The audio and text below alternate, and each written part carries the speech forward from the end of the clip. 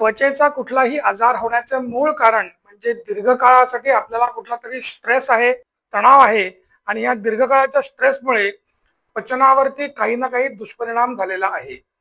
या दुष्परिणामामुळे त्वचेचा कुठलाही रोग हा डेफिनेटली होऊ शकतो.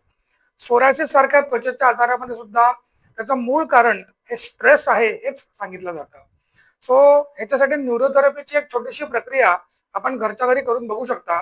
ह्याच्यामध्ये तुमच्या डाव्या मांडीचा जो मध्य भाग आहे म्हणजे जांघेपासून ते गुडघ्यापर्यंतच्या भागाचा जो मध्य भाग आहे, या मध्य भागावरती दोन्ही हाताने असं 6 सेकंदाकरता प्रेस करायचंय, परत हात उचलायचा आहे, परत हात 6 सेकंदाकरता प्रेस करायचंय, परत हात उचलायचा आहे, परत 6 सेकंदाकरता प्रेस करायचंय, असं 9 वेळा करायचंय.